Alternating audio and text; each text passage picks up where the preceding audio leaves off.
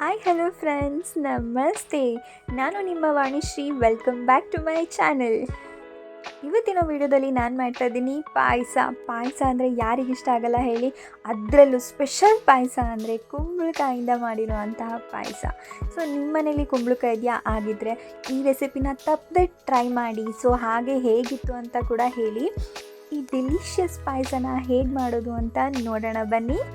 ಈ ಪಾಯಸ ಮಾಡೋದಕ್ಕೆ ಫಸ್ಟ್ ನಾವು ಇಲ್ಲಿ ಕಾದಿರುವಂತಹ ಪ್ಯಾನ್ಗೆ 2 ಟೀ ಸ್ಪೂನಷ್ಟು ತುಪ್ಪ ಹಾಕೋತಾ ಇದ್ದೀನಿ. ನೀವು ಎಷ್ಟು ಬೇಕಾದರೂ ಹಾಕ್ಬೋದು, ಅದು ನಿಮ್ಮ ಆಪ್ಷನಲ್ಲಿ ಬಿಟ್ಟಿದ್ದು. ಸೊ ನಾನಿಲ್ಲಿ 2 ಸ್ಪೂನಷ್ಟು ತುಪ್ಪನ ಈ ಕಾದಿರುವಂತಹ ಬಾಣಲೆಗೆ ಹಾಕೋತಾ ಇದ್ದೀನಿ. ಹಾಗೆ ಇದಕ್ಕೆ ನಾನು ತುರಿದಿಟ್ಕೊಂಡಿರುವಂತಹ ಕುಂಬಳಕಾಯಿ, ಅದನ್ನು ತುರಿನ ನಾನು ಈ ತುಪ್ಪದ ಒಳಗಡೆ ಹಾಕೋತಾ ಇದ್ದೀನಿ. ಹಾಕ್ಬಿಟ್ಟು ಇದನ್ನು ಚೆನ್ನಾಗಿ ಫ್ರೈ ಮಾಡಬೇಕು.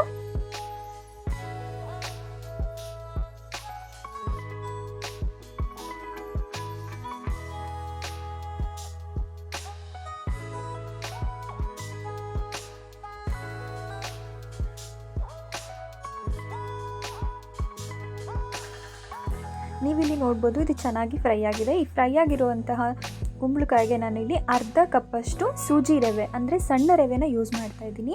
ಇದು ನಿಮಗೆ ಎಲ್ಲ ಅಂಗಡಿಗಳಲ್ಲೂ ಕೂಡ ಸಿಗುತ್ತೆ. ಸೂಜಿ ರವೆ ಅಂತ ಕೇಳಿದ್ರೆ ಸಿಕ್ಕೇ ಸಿಗುತ್ತೆ. ಇದನ್ನು ನೀವು ಒಂದು ಅರ್ಧ ಕಪ್ಪಷ್ಟು ಹಾಕ್ಕೊಂಡು ಚೆನ್ನಾಗಿ ಫ್ರೈ ಮಾಡ್ಕೊಳ್ಳೋಣ. ಇಲ್ಲಿ ತಳ ಎಲ್ಲ ಬಿಡಬೇಕು. ಸೊ ಆ ಥರ ಇದನ್ನು ಚೆನ್ನಾಗಿ ಫ್ರೈ ಮಾಡ್ಕೋಬೇಕು.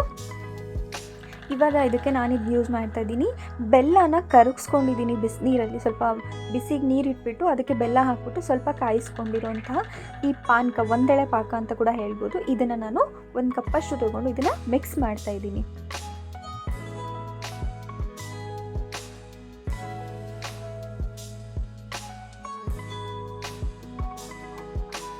ಹೀಗಿಲ್ಲಿ ನೋಡ್ಬೋದು ಕುಂಬಳಕಾಯಿ ಎಷ್ಟು ಚೆನ್ನಾಗಿ ಬೆಂದಿದೆ ಅಂತ.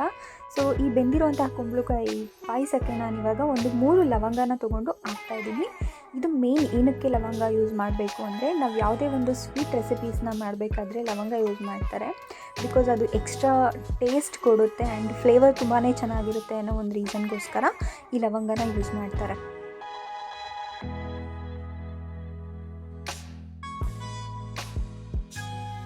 ಹಾಗೆ ಇದಕ್ಕೆ ನಾನು ಅರ್ಧ ಕಪ್ಪಷ್ಟು ಹಾಲನ್ನು ಯೂಸ್ ಮಾಡ್ತಾ ಇದ್ದೀನಿ. ಹಾಗೆ ಇದಕ್ಕೆ 1 ಕಪ್ಪಷ್ಟು ನೀರನ್ನು ಹಾಕೋತಾ ಇದ್ದೀನಿ. ಸೊ ಇದು ನೀವು ನೀರನ್ನು ಎಷ್ಟು ಬೇಕಾದರೂ ಹಾಕೋಬೋದು, ಹಾಲು ಕೂಡ ಎಷ್ಟು ಬೇಕಾದರೂ ಹಾಕೋಬೋದು. ಅದು ನಿಮ್ಮ ಪಾಯಸ ಕನ್ಸಿಸ್ಟೆನ್ಸಿ ನಿಮ್ಗೆ ಎಷ್ಟು ಬೇಕು ಅಂತ ನೋಡಿಬಿಟ್ಟು ಹಾಕ್ಕೊಳ್ಳಿ. ಇದು ಜಾಸ್ತಿ ಹಾಲು ಹಾಕಬಾರ್ದು, ಹಾಕಿದ್ರೆ ಅದು ಹಾಲು ಫ್ಲೇವರೇ ಆಗಿಬಿಡುತ್ತೆ. ಸೊ ನಿಮಗೆ ಕುಂಬಳಕಾಯಿದು ಟೇಸ್ಟ್ ಚೆನ್ನಾಗಿ ಬರಬೇಕು ಅಂತಂದರೆ ಸ್ವಲ್ಪ ಹಾಲು ಕಮ್ಮಿನೇ ಹಾಕ್ಕೊಂಡ್ರೆ ಚೆನ್ನಾಗಿರುತ್ತೆ ಅಂತ ನನ್ನ ಒಪಿನಿಯನ್. ಸೊ ಇದು ಚೆನ್ನಾಗಿ ಮಿಕ್ಸ್ ಆಗಿದೆ ನೋಡ್ಬೋದು. ಇದು ಆಲ್ಮೋಸ್ಟ್ ರೆಡಿ ಆಗಿದೆ. ಇದಕ್ಕೆ ಇವಾಗ ತುರಿದಿಟ್ಕೊಂಡಿರುವಂತಹ ಅರ್ಧ ಕಪ್ ಕಾಯಿ ತುರಿನ ಇದಕ್ಕೆ ಹಾಕ್ಕೊಂಡಿದ್ದೀನಿ. ಹಾಗೆ ಕುಟ್ಟಿ ಪುಡಿ ಮಾಡಿರುವಂತಹ ಏಲಕ್ಕಿ ಪೌಡರ್ನ ಕೂಡ ಹಾಕ್ಕೊಂಡಿದ್ದೀನಿ. ಇದನ್ನು ಚೆನ್ನಾಗಿ ಮಿಕ್ಸ್ ಮಾಡ್ಕೊಳ್ಳೋಣ.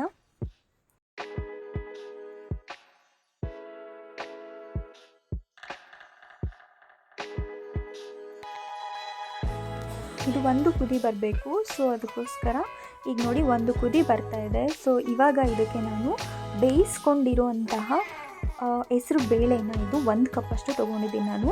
ಇದನ್ನು ಇದರೊಳಗೆ ಮಿಕ್ಸ್ ಮಾಡ್ತಾಯಿದ್ದೀನಿ. ಈ ಹೆಸರು ಬೇಳೆನ ಹಾಕ್ಕೊಳ್ಳೋದ್ರಿಂದ ತುಂಬ ಎಕ್ಸ್ಟ್ರಾ ಟೇಸ್ಟೇ ಬರುತ್ತೆ ನಿಮಗೆ. ಸೊ ಹಾಗಾಗಿ ಯಾವುದೇ ಪಾಯಸ ಮಾಡಿದ್ರೂ ಹೆಸರು ಬೇಳೆ ತುಂಬಾ ಚೆನ್ನಾಗಿ ಟೇಸ್ಟ್ ಕೊಡುತ್ತೆ ಅಂತ ಹೇಳ್ಬೋದು.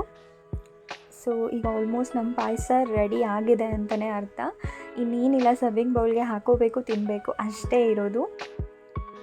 ಸೊ ನೋಡಿ, ಈ ಥರ ಪಾಯಸ ಕನ್ಸಿಸ್ಟೆನ್ಸಿ ಇದ್ದರೆ ಸಾಕು, ತುಂಬಾ ಚೆನ್ನಾಗಾಗಿರುತ್ತೆ ನಿಮ್ಮ ಪಾಯಸ.